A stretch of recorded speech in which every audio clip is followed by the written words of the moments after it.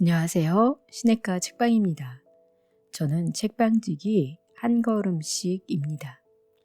오늘은 정희원님의 느리게 나이 드는 습관이란 책을 가지고 왔습니다. 누구나 건강하고 활력 있는 노후를 맞이하길 바라죠. 느리게 나이 들기를 원합니다. 그러나 많은 사람이 본인의 몸에 맞지 않는 천편일률적인 건강법을 적용해 건강을 해치거나 병을 키우는 잘못된 노력을 합니다. 무병장수를 꿈꾸지만 어쩌면 유병장수하며 고통스러운 시간이 늘어갈 수도 있는 것이 현실입니다. 이 책을 쓰신 정희원 교수님은요, 서울대학교 의과대학을 졸업한 후 서울대학교 병원에서 전문의를 취득했습니다.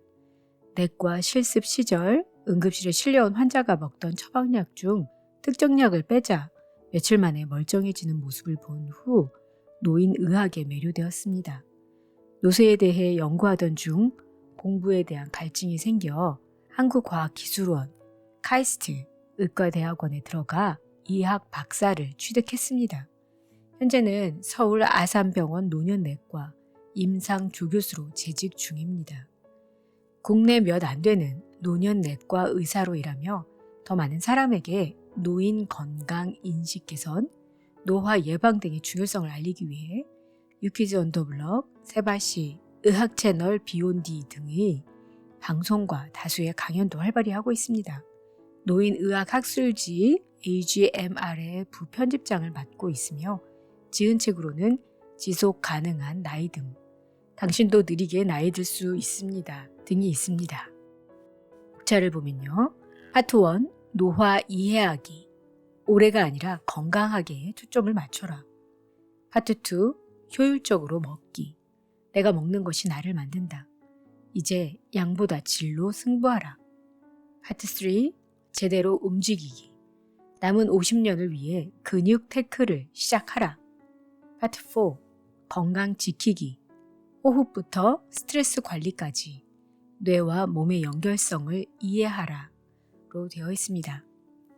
저는 이 중에서 공통되는 몇 가지 주제들을 가지고 정리해 드리도록 하겠습니다. 오늘은 노화란 무엇인가를 정리해 드리도록 하겠습니다. 먼저 생물학적으로 노인이란 노화에 따라 몸이 고장이 쌓이고 그 결과 사람이라는 시스템이 굴러가는 방식에 유의미한 변화가 나타나야 합니다. 조직, 근육 조직, 지방 조직 등이나 장기 수준에서 바라보면 한 사람 안에서도 고장이 쌓이는 속도에 상당한 차이가 있는데 이 고장 정도를 개인 차원에서 모두 더해봅니다.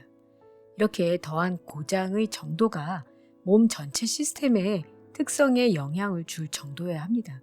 그것을 노인의학적인 정의로 내리면 노쇠가 발생하는 상태가 됩니다. 노화가 진행된 정도를 표준화된 방법으로 측정하는 방법을 생물학적 나이라고 합니다. 대표적인 것이 노쇠지수인데 건강 상태를 알 수 있는 요소를 30가지 이상 측정한 후 정상은 0, 이상은 1이라고 점수를 주고 총 점수를 구성 항목의 개수로 나눕니다. 측정 항목이 100개였고 그중 10개의 항목에 해당되었다면 노쇠지수는 0.1이 되는 시기입니다. 노쇠지수가 0.25 정도가 되면 집안일이나 식사 준비 등의 어려움이 발생하므로 완전히 독립적으로 생활을 영위하기가 어려워집니다. 노인의학적으로는 일상생활 수행 능력이 조금씩 문제가 생기는 상태이고 사회적으로는 노인 장기 요양보험 4급 정도를 받고 국비 지원으로 요양보호사를 하루 3시간까지 쓸 수 있는 상태입니다. 생물학적으로 좁은 의미의 노인은 이 정도부터를 칭하는 것이 합당합니다.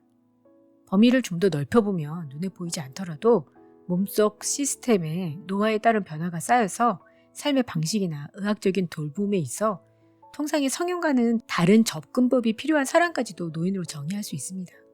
중년기에는 실컷 잘 먹으면 배가 나오기 쉽고 그 결과 대사 과잉이 만성 질환을 일으키는 등 문제가 되는 경우가 많은데 이를 양의 에너지 수지를 가지고 있다고 이야기합니다. 하지만 노쇠지수가 0.15나 0.25에 도달하면 서서히 몸은 음의 에너지 수지를 향하게 됩니다. 이 시점부터는 걷는 속도가 느려지고 식욕이 이전 같지 않으며 근육은 줄고 힘이 자꾸 빠지는 등 신체적인 변화가 나타납니다. 작은 병에 걸려도 회복이 잘 되지 않고 몸이 자꾸 고장나는 듯한 기분이 들기도 합니다.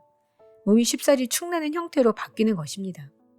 이렇게 몸이 양의 에너지 수지에서 음의 에너지 수지로 바뀌어가는 시점을 예비 노인이라고 하면 좀 더 정확하겠지만 넓은 의미의 노인으로 정의해도 문제는 없을 것 같습니다.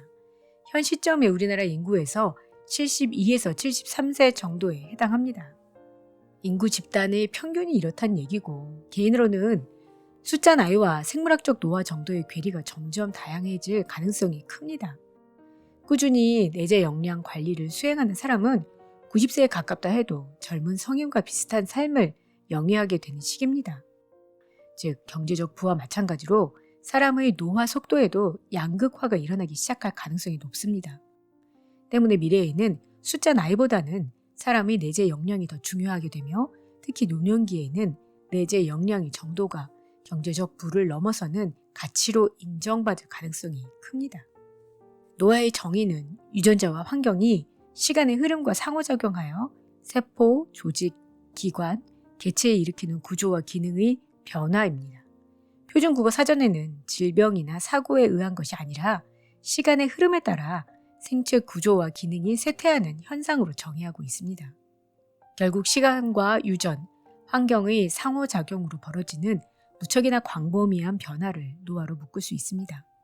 보통 사람은 근력과 신체 기능이 정점에 달하는 30세부터 노화가 시작된다고 받아들이고 있습니다. 수많은 생물학적 기전 중 노화의 핵심 특징으로 인정받으려면 3가지 조건을 만족해야 합니다. 우선 정상적인 노화 과정에서 수행하는 역할이 있어야 하며 실험적으로 활성화하면 노화를 가속할 수 있어야 하고 반대로 실험적으로 억제하면 노화를 지연시키거나 되돌려서 건강 수명을 증가시킬 수 있어야 합니다. 이 조건을 만족시키는 핵심 특징으로 유전적 불안정성, 텔로미어 길이 감소, 후생 유전학의 변화, 단백 향상성 이상, 영양 감지 이상, 미토콘드리아 기능 이상, 세포 노화, 줄기세포 고갈, 세포 내 통신 변화 등이 있습니다. 우리는 보통 노화라고 하면 주름진 얼굴, 굽은 허리, 느린 걸음걸이 같은 특징적인 모습을 떠올립니다. 라이프 스타일과 밀접한 상관이 있는 생물학적 노화는 우리 몸에 그 결과를 남기게 되는데요. 사람마다 얼굴과 성격이 다르듯 몸속의 구조나 기능의 변화가 생기는 속도에는 많은 차이를 보이며 유전자, 유년기부터 누적된 삶의 방식과 환경 노출, 운까지도 영향을 줍니다. 60대에서 80대가 되었을 때 내가 가진 병의 목록은 어느 정도 살아온 삶의 결과라고 생각할 수 있습니다. 현실적으로 질병과 노쇠는 장애를 가져오며 누군가의 돌봄이 필요한 삶을 사는 기간이 늘어나는 것을 의미합니다. 이는 개인적, 사회적으로 지속 가능성이 떨어지고 비용이 많이 드는 일입니다. 마음껏 먹고 즐기며 굵고 짧게 사는 것이 삶의 철학인 사람도 있지만 안타깝게도 되게 짧게 살지 못하고 질병과 장애 탓에 오랜 기간 주변 사람을 고생하게 만드는 것이 현실입니다. 잘 나이 드는 것은 첫째로 젊어서부터 노화 속도를 적절히 늦추어가면서 질병과 노쇠의 축적을 줄여 생물학적 의미에서 중년이 노년으로 이행하는 시점, 노인의 몸을 가지게 되는 시점을 뒤로 미루는 것을 의미합니다. 둘째로는 노인의 몸이 된 다음에 질병과 노쇠에 잘 대응해서 피할 수 있는 장애나 사망을 예방하는 것입니다. 여기 하나를 더하자면 노쇠와 장애에 따라 삶의 마지막에 가까워진 시기에 불필요한 고통을 줄이는 것도 잘 나이 드는 것의 마지막 요소가 될 수 있습니다.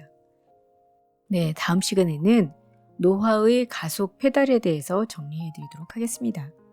그럼 다음 시간에 뵐게요. 안녕히 계세요.